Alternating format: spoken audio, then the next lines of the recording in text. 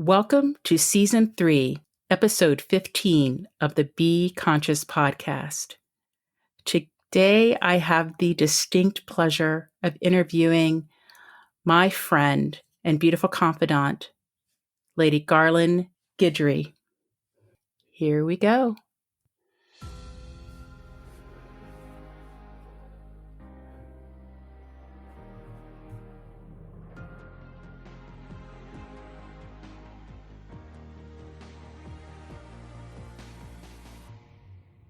Welcome to the Be Conscious podcast, the show that brings you enlightened perspectives on the frequency of money, life's many challenges, and those heavy feelings that may be holding you back from living your best life. And now your host, Dr. Susan Nicholas.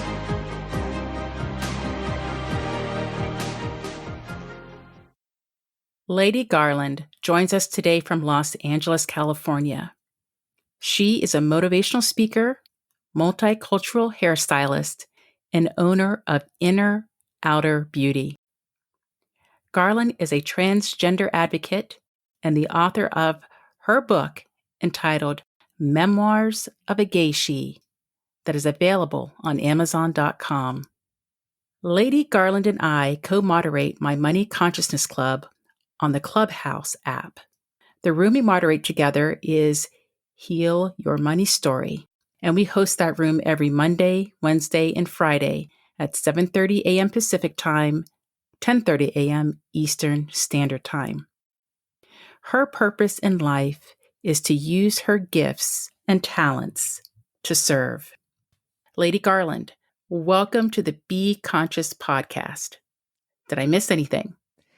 I think you got it all. Thank you very much, Dr. Susan, for that wonderful introduction. Well, I am very excited about this conversation, and I'll tell you why. You know, Garland, that I write a conscious children's book series. Mm-hmm. And we talked a little bit earlier that I'm currently writing books 3 and 4 of the series. And my 5th book has already come to me, like from the cosmos, from the universe. I will be writing about gender identity and roles, really to support our children that have questions about their gender and their identity. And I have a son who's 11 years old. He recently told me that he came out to his friends as being bisexual. And I have a niece, my youngest brother's daughter, who has also come out on the spectrum of the LGBTQ. I'm not even sure how to call it, but the come out as, basically not heterosexual. Mm-hmm. And so my brother and I and our children, we're going to have this discussion because I read all of my children's books from the perspective of a child. And this conversation, I have to say, I believe is for both of us and for all that are listening. But your journey and your book have really touched me. And it's something that I started writing in the duality of being when I talked about gender and this fluidity of energy, that we are in a physical body construct that doesn't allow us to fully express the energetic essence of us. And sometimes that feels threatening in the constructs that we've created around gender and roles currently on the planet. And that it's been unsafe, for people to share this fluidity of their energy. And so I'm so excited to have this discussion. And I've got to make a confession. When I first met you, I did not know that you were a transgender woman. I just believed that you were the beauty of Garland. It never occurred to me. And so in reading your story, I was just so touched and moved that I wanted to share your story with all who listen to the Be Conscious podcast, everyone. And so with that, I always like to start my interviews by giving us the backstory. Can you take us back, Garland, to how you grew up and kind of the journey that brings us to today. Yes, I can. And I'm already like full right now, especially since we just did your money consciousness room. And so you just speaking and sharing that confession and saying that you didn't know that I was transgender is like super powerful to me because I don't lead with that. I've never been the type of person in any part of this process of me becoming who I am with leading with, oh, hi, I'm Garland and I'm gay. Oh, hi, I'm Garland. And Good. so that really reminds me that I'm still true to that and that I want people to know me and see me um, because I know that I'm more than just how I identify with my sexuality or my gender identity. So thank you so much for sharing that confession with me. It was I needed to hear it. So the backstory, I come from a Christian family. My father was a Baptist minister in Louisiana. I'm currently residing in Los Angeles. And I didn't feel like I could fully, let me retract that. I've been always able to fully express my femininity because I came here that way. My uncle, who's my dad's brother, shared with me that when I was, I guess maybe 2, 3, or very young, my father noticed that there was something different about me, and I'm going to assume it was my mannerisms, or he could see something beyond. I'm going to go with the mannerisms because it's easier for people to see a person that was born as a little boy who is not quite carrying more masculine mannerisms. And so I feel like you know how you've talked about in your money consciousness room many times about feeling like a disconnect with you and your body. It felt like a weight. For me, Yeah. I came here connected in my body. And it's the most Mm. beautiful thing. I came here connected. So I knew, and I could think back as far as a child when my mind was opening up to even think. I felt that I was here and that I was present. And so I believe that my father saw something besides my mannerisms that was something that he didn't understand. But he knew he never tried to redirect me. And that was a great thing. I had a mother who never tried to redirect me. She actually, my mom was praying and she wanted, because she'd already had a girl who's my oldest sister. She had two boys, and then the next one, the fourth, she wanted to be a girl. She already had the name picked out, everything. And then she changed her mind when someone who was pregnant with her at the same time had a baby with Down syndrome. And my mom was like, oh, well, you know what? Let me get off of this gender thing that I want and just be, hope for a healthy baby. Healthy baby. Yeah. Yes. And then I came here with all of these attributes as the girl she wanted. And my mom just catered to that. She nurtured it. And so it turns out that I wasn't a fan of my father ever since I was just a baby. My mom said I'd cry in his arms when he held me, and I wouldn't stop crying until she took me away. So me and my father never did Mm. to, yeah, we never got Did to you never bond, or we did you didn't. never bond? We Mm. never bonded. And so I was able to be nurtured by nothing but women. And it's just like I told you today that I realized that you are my fourth mentor in my journey. And it's all been females, all been very Mm. powerful and motivational females that have helped to build me into this creation that I am today. Mm. Well, that is very powerful. I think that's very interesting that your mother wanted a girl and named you. Do Yes. you know what she named you? Joy Lynn, Wow. How prophetic. right? And, I say that because we've said it, we've talked about it in the room on Clubhouse about choosing your parents.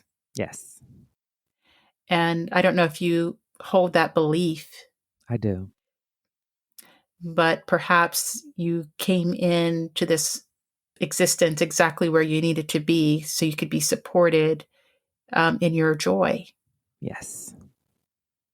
And I also say that I chose these parents because I was coming here also connected in my body, and I needed the space to be able to Mm. remember who I am before I came into this world.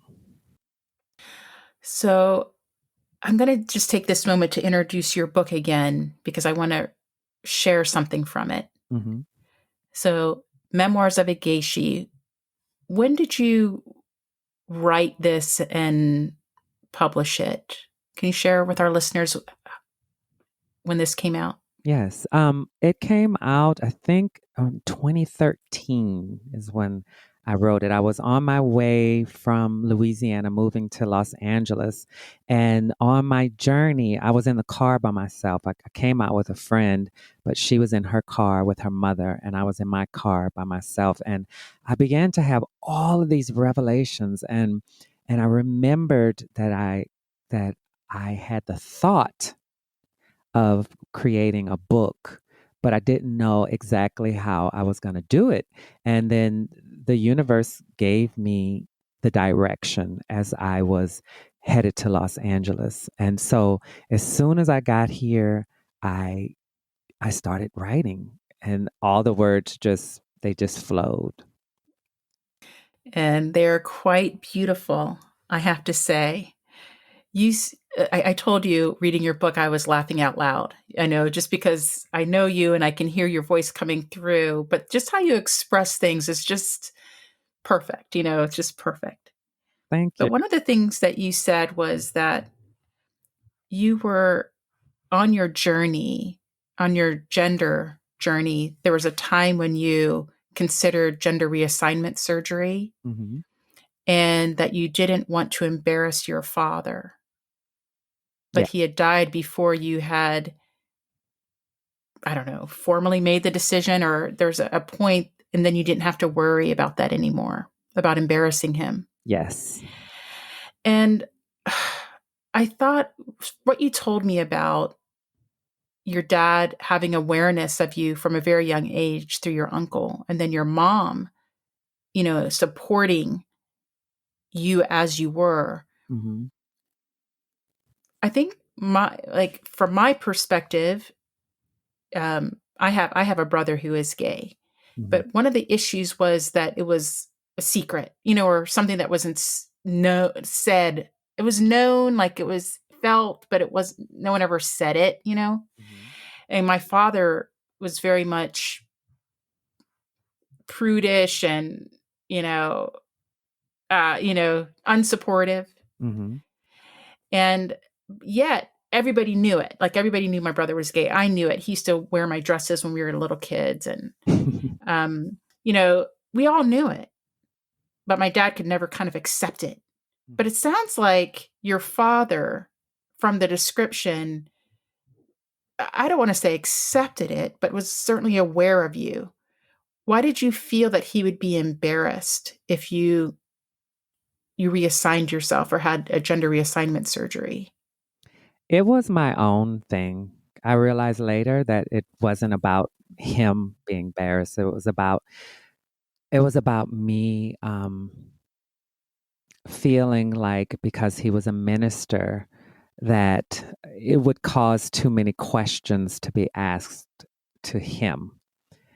And I didn't want to be the cause of that extra explaining for him. So I took that burden upon myself Hmm. to not cause any additional pain to my family or to him. Now that you're older now and mature and have come through this period, do you believe that you caused your family pain by being who you are? I do not. Good.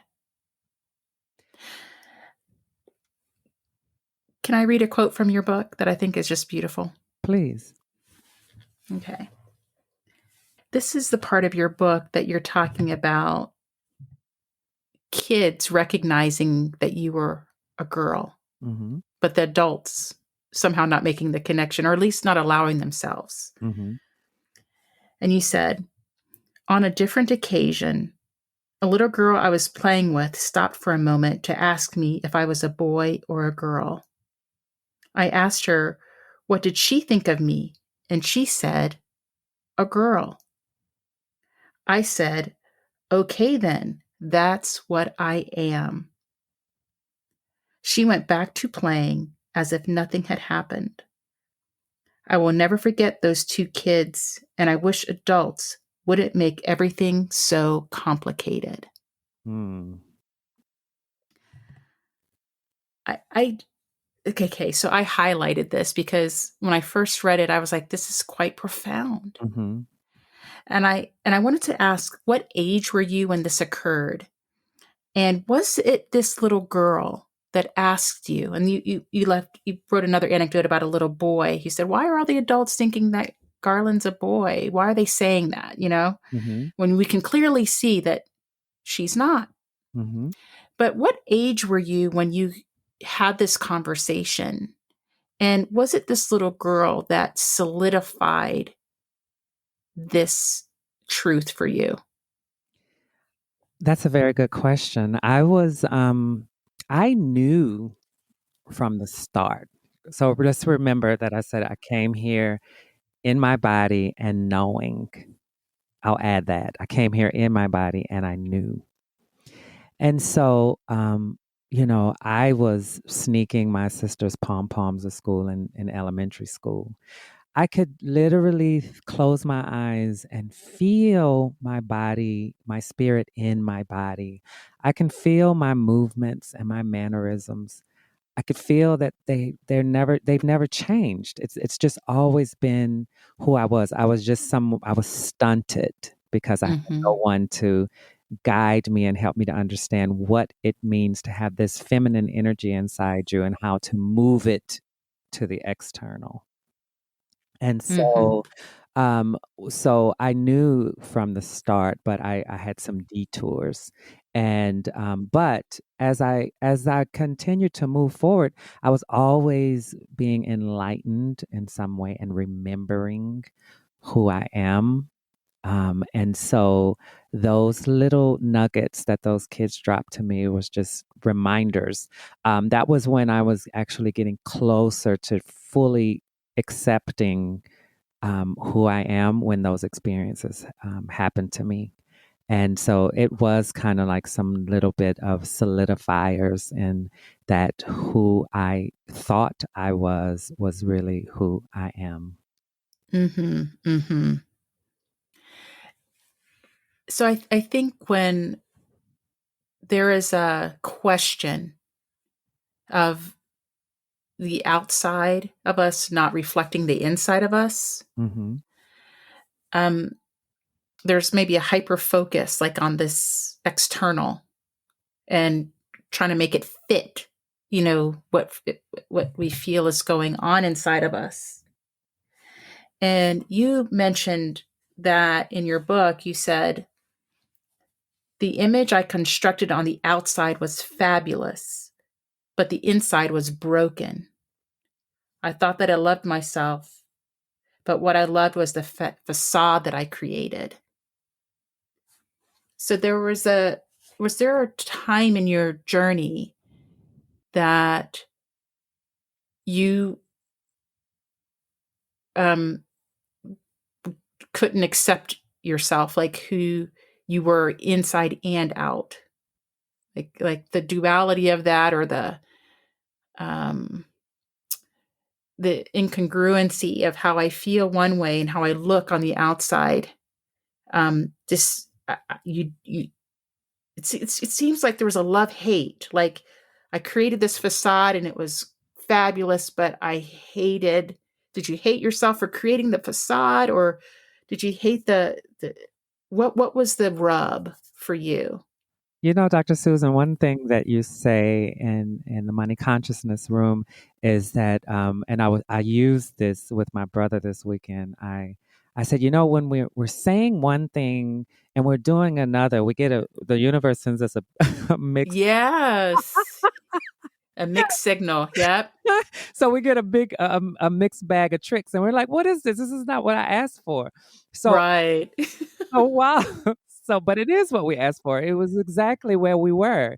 We were in a mixed bag. We had a mixed bag of ideas and thoughts about who we are or what we wanted. And so for me, I was trying to express myself fully on the outside with how I dressed, with how I did my hair, with how I walked, with how I talked.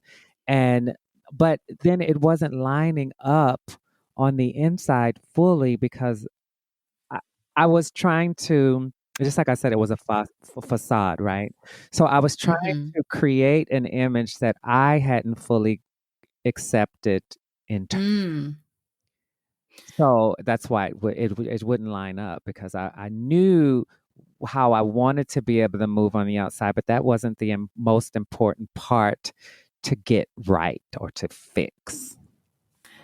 So it sounds like there's the outer world, the parents, the community, the church, school, that they have their each of us has our own, journey of acceptance, Hmm. but you seem to also have it. Hmm. And so, like even though you were dressing the part and you felt it, it still wasn't right, right? Like it still wasn't, because I'm assuming the facade was that of a beautiful woman. Hmm. Yeah, it was. So you're a beautiful woman on the outside, you feel like a woman on the inside, but it still wasn't right. It wasn't right to me because now I understand, I can speak from today, is that when I Mhm. see the younger generation of trans women, or even men, trans men, they think they have to have the muscles, they have to look a certain way like a man. And the trans women think that they have to have lots of makeup on Mhm. and wear the designer clothes. And, it's about this over exalted outer appearance to feel Mm. comfortable on the inside.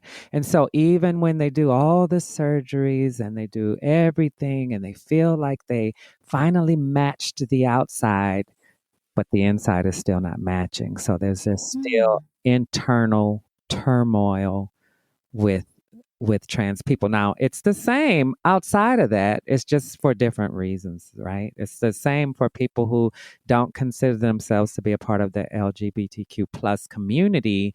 We're all having these similar disconnects.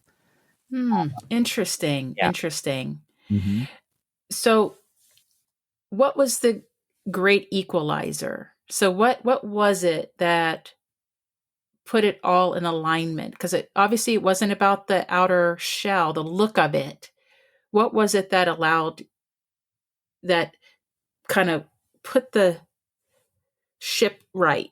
Like what was the inner shift that had to occur where that all now lined up for you? So I was always thinking and questioning. And so um, I made it more important to for the self discovery, for the internal discovery. Now, mind you, I didn't know what was happening and why that was so important. And Mhm. so I was on that path early of the self discovery, but I was playing around with the idea of expressing myself outwardly. But it was an ever changing and crumbling outer creation. And so that wasn't really sustainable because I spoke about it on Clubhouse in our room that that it was something that I just couldn't hold up. Remember when I was saying that, Mm-hmm. it's like I had to have my hair fixed before I went to the grocery store. I had to put on, there was all this production before I left out of the house because people had expected to see that. But that was not sustainable for me. So I realized that in spending more time self reflecting and self discovering, that felt more solid to me. And so as I continued on that path, and this is why I talk often in the consciousness room, is about the process. I always want people to remember the process because we're all in different stages. So one person can hear another person speaking from where they are in the process and think that, oh my God, well, I haven't arrived, or start saying all these negative things about themselves rather than thinking like, oh, that's the place where I'm working to be. Right. And so as I was continuing on this self-discovery journey internally, then everything started coming together on its own. I didn't have to force anything. It wasn't an ease for me that I talk about where it is now. It was not, Mm-hmm. but I knew that it was the right path. I knew that the self discovery and the deconstructing of what I thought things need to look like or be like, I spent the time deconstructing and rebuilding. And then when I finally came to that place where I popped that first estrogen pill, it was about the aesthetic at that point, but it just aligned and I didn't have to feel that disconnection that I was feeling before. And it just moved. It was seamless. Well, Lady Garland, we're going to take a short break. And when we come back, I'd like to delve a little bit deeper into the deconstruction, really for myself, but to help anybody else who is on this journey. Stay with me. Mm-hmm.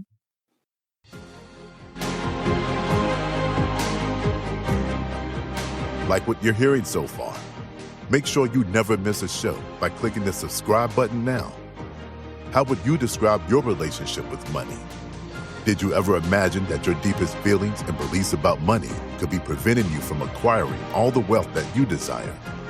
Click the link below in the show notes to learn more about Dr. Nicholas's highly sought-after Frequency of Money program to positively transform your relationship with money. This podcast is made possible by listeners like you. Thank you for your support. Now, back to the show. So, Lady Garland, before that short break, we were talking about a process of deconstruction, of really not just physically aligning the inner and outer, but spiritually, like soulfully aligning the inner you with the outer you. What would you say was you said before our break, you said, I popped the estrogen pill and then it was much easier. Can you put context for me, for our listeners, about what time in your life was that? What age were you when you began to make the physical, biological outward shift?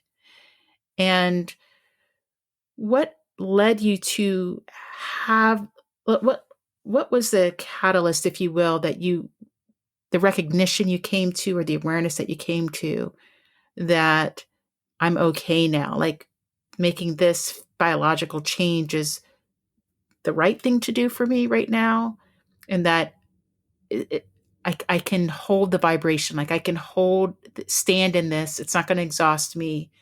It's not like what I was doing before that was unsustainable, that this somehow is going to be sustainable, that this is the right thing.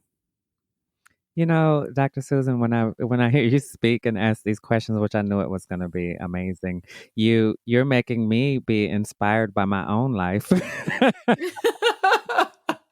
Well, that's because it's inspiring.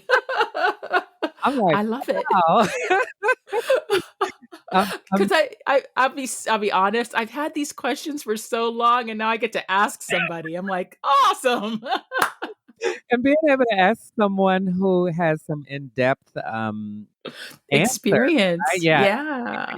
I'm looking at in my friend's studio. I'm looking at these puzzle pieces. His husband likes to put together puzzles, and I'm looking at these puzzle pieces, and I'm like, wow, that's exactly how I describe life in the beginning of my book. I talk about it's like a mystery, or Mm-hmm. pieces to a puzzle that we're putting together. And so, as I hear you speak and ask these questions for me, it inspires me because it allows me to look back and remember where I came from and remember how all those puzzle pieces were spread on the table. And then I started slowly connecting each piece as I was moving along. And so when the earlier part of my journey that I haven't put in my book was me knowing and even seeing one day that there was the possibility of me being able to live as a woman. Um, and I put it off for the reasons of, like I said, my father. And then when he passed away, I revisited it, and I tried. I was always wearing women's clothing, but I was wearing more unisex stuff because my Mm-hmm. body was also very curvy, and it just the women's clothes just fit me better, and I felt more comfortable in them. And so I kind of, when I got out of high school, I went to more wearing more like super girly clothes that you would look at and say, yeah, that's a woman's garment. And I was so stressed about it. I was having anxiety attacks and panic attacks because people were always asking anyway, are you a girl or a boy? Just from junior Mm-hmm. school on up through high school. People were always asking that. And I knew that I felt more comfortable thinking of the fact of saying that I'm a girl. But how do you make sense of that when you're a kid and you don't have anybody to tell you what any of this means, and you don't even know any resources to go to Mm-hmm. help you put these pieces of the puzzle together, right? And so I figured that was too stressful for me, so I put it off. I was like, well, let me just, take a different route. Let me just be more androgynous and just kind of move through this in a more comfortable way of expressing myself outwardly, and just kind of stay neither here nor there. That was comfortable and uncomfortable for me for a long time. And so finally, as I was continuing to deconstruct and rebuild, I was in my 30s, and I was having the hardest time navigating my 30s. Like, I was stressed about everything. And then all of a sudden, one day, I just knew. And I think I spoke about this in the Money Consciousness Room the other day about me. Having this moment where I felt like I wanted to commit suicide. And Mm-hmm. it didn't even have anything to do, well, I'm not going to say it didn't have anything to do with my gender identity, because that was always a part of everything. And then everything else around it just was ever consuming for me. And it was all just so dramatically hazardous for me. And so the one day that I thought I was like thinking about suicide, I remember waking up the next day and thinking, wait a minute, if I would have killed myself yesterday, I would not have been able to experience this ease the next day of knowing that what I was stressed about was not as big of a deal as I imagined. Mm-hmm. And then I thought, you know what? If nobody has a gun to my head, or I'm getting ready to be waterboarded or shipped off to uh, a prison, then I think I think that I can. Then I'm all right, right? Exactly. So when I got it, Dr. Susan, when I got a grip on that, that is when, like, I just knew that I had to just fully come into myself. And so I was in my late 30s when I got that grip. And then the next thing I know, the next person that asked me which pronoun did I prefer to use, I said she. And I said it with no cringe, as we always speak of. No Mm-hmm. cringe, no doubt. And that was not long before I was headed to my journey to California. And then around 39, that's when I have to tell this story. So I was with a trans friend of mine, and she was taking me to a drag night at this club.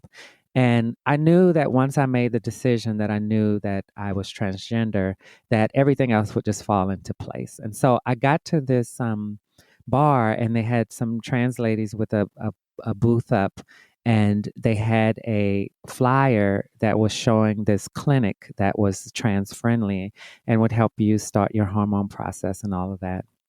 So I grabbed that paper and I put it in my purse.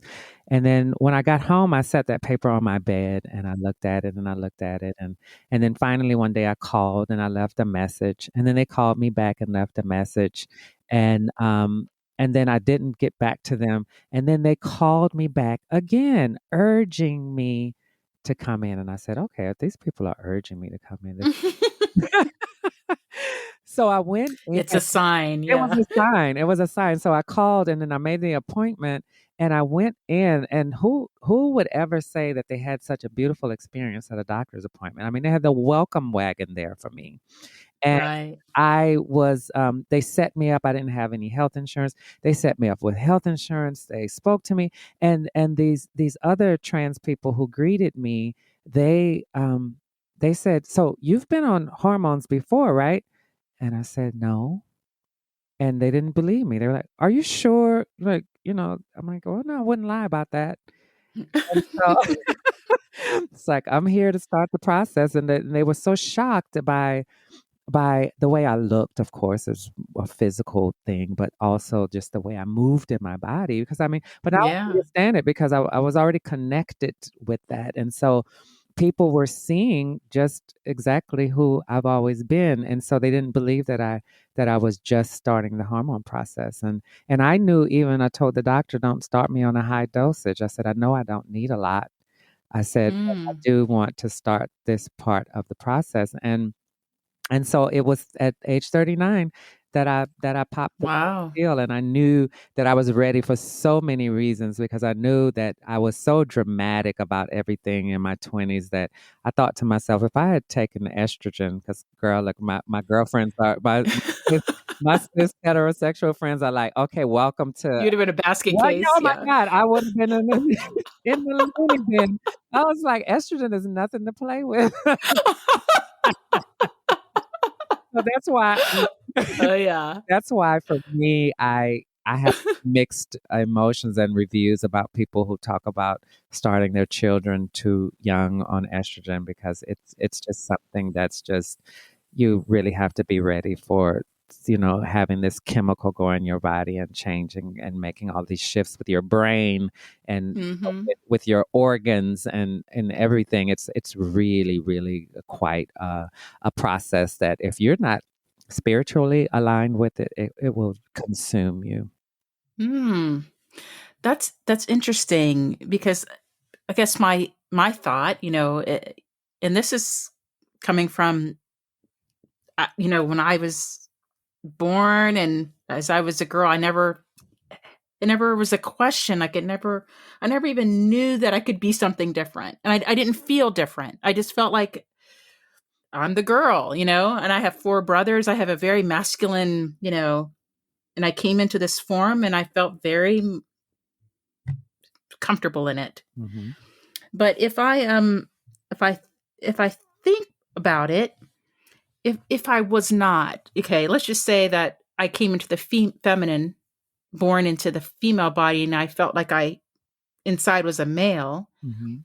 would I not, like, would I want to, before my female hormones were taken over, um, basically stop that process so I could have the male? If I knew very young, like if I knew when I was 3 years old and I felt this in my bones and my core, and I dress like a boy and I have boyfriends and I want to be a boy and I identify as a boy, would I want to kind of almost suppress my testosterone, like not let that make me a physical man, and just introduce it early in puberty. And so I just wanted to get your kind of opinion about, you fully came through male puberty, Mhm. and then were a 39-year-old man before you started. Did that was coming through the full course of being a male in the physical form? Does it make it I don't want to say more difficult or challenging, but That's a good word. Good word. I don't know, like, I don't know. I'll just say it, like having like broad shoulders or a deep voice or a beard or anything like that. Does it make it more challenging to come into the feminine when you've done it later versus earlier? Just in your opinion, like, Are how you do you see that? are you talking about for me, like in from my own personal experience, or other people who may have? You can speak from your own experience or just your own perception. Um, uh, if you fully come through the male puberty and you're a full grown male, is that settling into the feminine more challenging when you're like have the muscle and the form, versus if you didn't come through? And just in your opinion, or maybe people that that chose to start the process as a teenager, for example. So what I would say for myself is, first of all, I'm thankful that I didn't have to be anything other than who I was. And so I think because we'll go back again to me saying that I came here connected in my body, right? You said Mhm. today in the money consciousness room that you look younger when you become aware. Mhm. There's also something that happens too when you, like me, having that knowing about my femininity so young, that it kind of put a halt on a full Wow. development of the masculinity.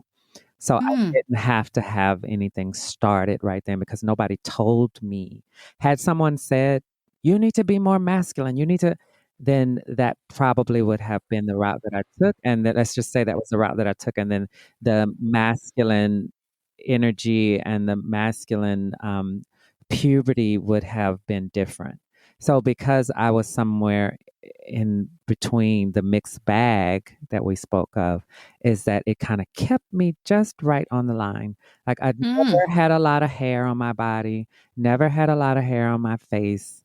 My body continued to stay curvy and and so I had none of those kind of developments. And even when I worked out with trainers, like my body would only do so much. Like I couldn't get ripped up or anything. There was just always this softness. There was always, nothing ever went overly masculine for me. The voice, Mm. never had to do anything to my voice. My voice is what it is. And so I feel like for me, I was one of those exceptions.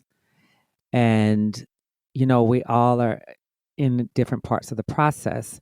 But I think for people who did go through the full masculine process of puberty, that it is more challenging. I mean, that is the word. It's more challenging because if you weren't already moving in that space, it's like you're starting over again. So most Mm. people, because most of us are all, let's just be real, we're all about what we see. And so Mhm. when you come into that space, you're automatically going to think you live this life as this masculine male. And then all of a sudden you realize later in life that you are female, or you come into that knowing Mhm. or accepting of it. And then you start doing the hormone process, it's not going to be the same. So sometimes there has to be the facial feminization surgery to soften things up more. But it doesn't matter if you did it at 10 or if you did it at 100, there's still this internal process that you have to go through. And so for me, at 39, popping that first estrogen, I like to say that I had always been in the process. I'd always been in the Mhm. process. I was always female. I just needed to come to the place where everything aligned for me to really be able to move in that space without having that mixed bag of tricks that came to me. Now I can move in that space without being shaken by if somebody, maybe they know that I'm trans, and if they said anything about it, be like, okay, yeah, and right. And Mm-hmm. so it won't shake me because of uncertainty. I know who I am. Mm-hmm. I don't introduce myself as, hi, I'm Garland, I'm transgender, but if you want to talk to me about it, or if you have something to say about it, I'm not ashamed to talk about it either. So it sounds like, Garland, you were very early on in acceptance with yourself. Like you weren't fighting the urge or fighting the feelings. Like you said, I was in my body and I just knew. And maybe the soul of you just, said, hey, she is, and let her be, Mhm. who she is. Um, Whereas maybe somebody that has that feeling, but they fight it and they maybe become over masculine or like to compensate or Mhm. macho or something, that their journey literally looks different. Yes, It looks a lot different. absolutely. Well, that's so enlightening. I just think that's amazing. Can I ask you, um, as a woman and you have a male partner, Mhm. do you consider yourself, why would you consider yourself gay? Your book is Memoirs of a GayShe. And then on the other side of that, so you're a woman Mhm. and you have a male partner. Mhm. How does your male typically, your male partners, how do they identify being with you? Do they identify themselves as heterosexual, homosexual? Like um what is it? What is it? I'm laughing because I was thinking about, you'll appreciate this. For them, these guys who I have dated and date, Mhm. are they've lived like, cis heterosexual lives. They knew that they were men and they were okay with that. But here's the funny part about it, is that it came to me while you were asking that question, that, well, for them, I was the mixed bag of tricks.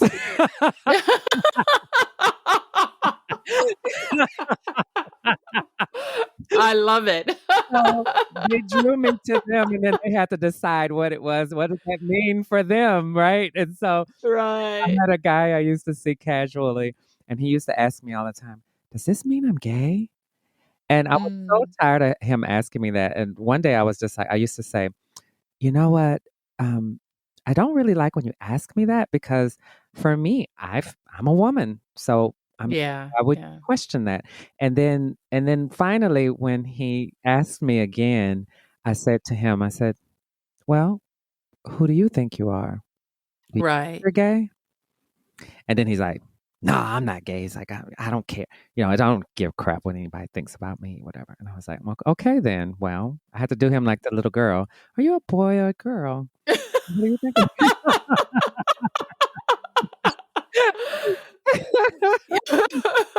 Right. Because it seems, I mean, that example, it seems like he was questioning himself.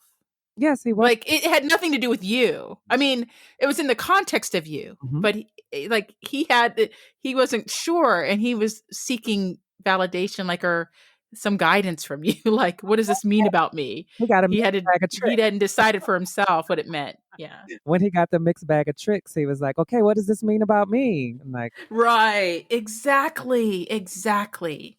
And I think that's the question I was asking. Like, if I, I for someone that, for those of us, I'll speak for myself, that come from the heterosexual, like it didn't seem like there was ever even a option or a question. It just seems very simple. But if there's a transgender, as someone that is born in a male body, lives and feels like a woman, identifies as a woman, and has a female partner, I would say, oh, um, I don't know, is she a lesbian or, and then I wouldn't, I don't know if I'd know what it meant. Or maybe it means nothing. Maybe it means nothing. But when you have a male partner and you're a female, to me, that seems like a heterosexual relationship. Yes. But that's just my perception, like, but I don't really know. Maybe I'm kind of like the casual guy doesn't know myself, Yes. Um, besides the confused guy, what about the men who do know who they are, who are your partners? How do they identify themselves? Well, the funny thing is that my current partner, he had to go through this process too, but we met Mm, right mm. when I was we met right when I had started my process. I think it was a year into it. And so I prayed to the universe to send me someone to go through this process with me. But I also Wow. didn't understand that I was what he was going to have to go through as well. And so Mm-hmm. it was another mixed bag of tricks. And so he attracted me to him in a kind of sort of confused state in his life and or a searching stage in his life, and then I attracted him in my also discovering, um and because was still some learning that I had to do because again, when I say I popped that estrogen pill, that just unloaded and opened up all kinds of things, right? And with my Mm-hmm. feelings and my emotions crying on cue. And Girl, I know what you're talking about. I was like, how could I be talking about this same story this morning and laughing about it and telling someone else about it in the evening and crying about it? Like, what? So I was basically going through female puberty. Mm-hmm. So, Mm-hmm. and then I attracted someone who had already kind of did a little bit of dabbling into the trans world. And so by the time we connected, he was somewhere discovering and I was somewhere discovering. So we've had a roller coaster ride. But here's the caveat to that is that I was I was able to help him and or be supportive because who better knows about, discovering their gender identity and sexual identity but me. So I was able Mm-hmm. to stay by his side as he tried to decide what did it mean for him to be dating someone when he's lived a cis heterosexual life, been married to a cis female, only ever been with cis heterosexual females, and then all of a sudden there's this mixed bag of tricks here, right? Mm-hmm. And so he was like, "Well, what does this mean? What does this mean?" And I was really stressed about it because I wasn't sure. I was trying too hard to help him discover that while I was also doing my own self-discovery, and that was something that only he could come to terms with on his own. Right. And so he was too wondering what people thought were going to say about him. Like, do people are Mm-hmm. people going to think that I'm gay? And I couldn't understand from his perspective because whether he identified as gay, straight, bisexual, or something Mm-hmm. hetero flexible, whatever it was that he decided that he wanted to place, if he needed a label to place on Mm-hmm. himself, didn't change me. It didn't change what I thought. It wasn't going to change what I thought about myself. Whatever he decided to identify with, and for him, he doesn't put a label. Good. Good. I don't know that there has to be, but but for people that are learning, like I consider myself learning Hmm. about this. Um, I'm more. It's more just a curiosity. Hmm. Like, how do you process it? Because I think from the outside, other people are trying to process it as well. Like it's like maybe we're all going through it. Like of like, so what is all of this? Hmm. Because people that are, cis hetero males and females and have been in such relationships may have children who are not. And so I'm trying to be supportive and understand even my son, Mhm. what he's telling me and what my niece is saying.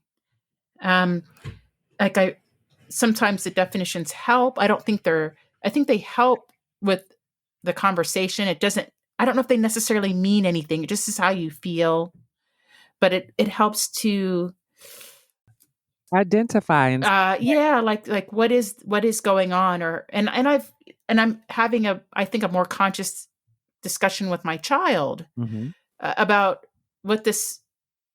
what I want to know is what this feels like. Mhm. What does this label feel like? Well, let me You tell you know. something that happened when my boyfriend came with me to see my brother this weekend. He was having a moment. He was really like having this healing moment. He was crying. He says he had his eyes were dry. That's when they were watering. But he was having the moment where he was just really like so emotional and so full watching this conversation with my brother and this interaction and this love. And he says to me, and I didn't get it actually until this morning because I never understand from his point of view because his energy and his brain is so male that like I don't know. I told you all my mentors were females. Everyone that ever nurtured me and brought me up were females. So my brain is completely a female mechanism, right? And Mhm. so he says to me, and I could also say too, like when you were explaining this morning in the clubhouse room that the lady who you were talking to in this other space, you both had like you were on the same page, but just a slight different perspective. Yes, And so yes. me and my boyfriend are often like that. We were on the same page, but with a slight different perspective. And so he says to me, he says, I was watching you with your family and everybody was so like they were just comfortable with you. Nobody said, "Oh," because I hadn't seen them since I started estrogen, and Mhm. he said, nobody was like, "Oh, well, you look so good," and this and that. He said everybody was just like regular, and so I didn't really Mhm. understand what he's saying. So for me, I always take a defense. I'm working on that, and I said to him, I said, I don't understand why you're still like questioning that. He said, because he was like, he said, so that just let me know that like you've always been who you are. And I was like, we're 5 years in, you're still questioning that. But then on my way home from his place, I thought about it from his perspective. I said, oh, I understand that. I said, he doesn't know me before. So for him, Mhm. Mhm. he still has this curiosity. There's this curiosity there that's like, and he knew it. He said, while I was watching you interact with your brother, I said to myself, and he said this often because he's still trying to deconstruct and make sense of it all. And he says, you are a woman. You're a woman. Like I felt it. I could see it. And he keeps having these moments.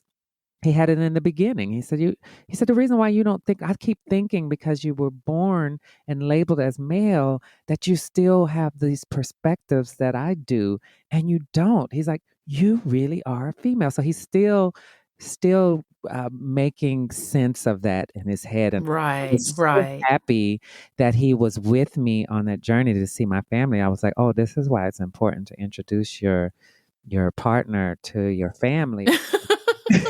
There's something that they're going to get from that and seeing how you move with them that gives them a little bit more insight about who you are. But I want to Mhm. say this, and I think it's important for me to let the listeners know that I was having an interview being interviewed with by a friend by another friend and I was talking about the same topic and I looked into the camera. We were doing it on Facebook Live. And I looked into the camera and I said, people, listen. I said, don't try to think too hard about understanding this. I said, because it's confusing to me too. So, like you said, having to put these labels and then I think, we all need to have this curiosity. I think the curiosity is great. This is how we learn. This is how we grow. But really, being curious and also making things complicated. It's just you read that passage. I loved when those kids were so sure about knowing. They were like, "Oh, you love it," Hmm. and that's it. That's really all anyone needs to know, right? At the end of the day, being curious and wanting to know a little bit more details and having these kind of conversations that you and I are having right now is one thing. But if you're just need, okay, I was just wondering, are you a male or a female? And I say female, then there shouldn't be anything else to talk about. Right, right. Well, Lady Garland, this has been a most enlightening and pleasurable conversation. I want more people to know about you. Can you share with us, with our listeners, where they can get your book, how they can reach you on social media, um, how to reach out to you for speaking engagements, how you want to share? Um, Let us know how we can find you. I am doing a lot now on my social media platforms. On Instagram, actually.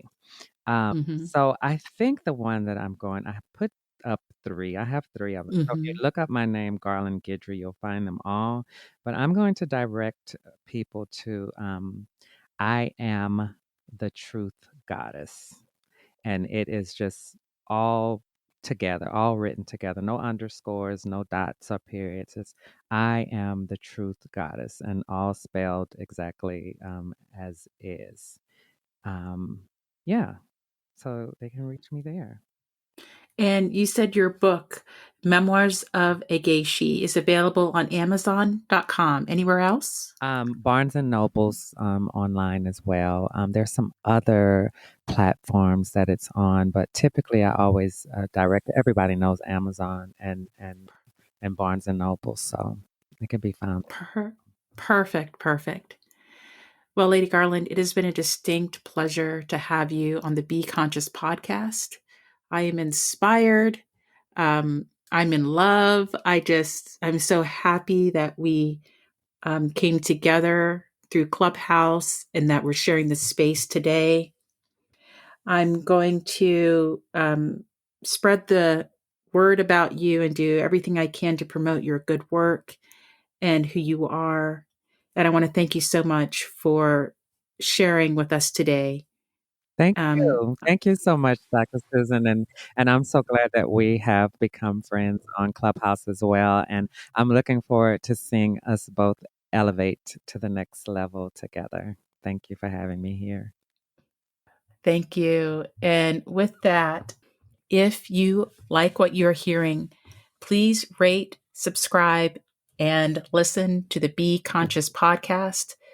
Please feel free to share with me what you like, what you don't like, what conscious topics you would like to hear more about. Feel free to share your comments with me at info@susannicholas.org. And whether you're coming or going, looking inside or out, remember to be conscious.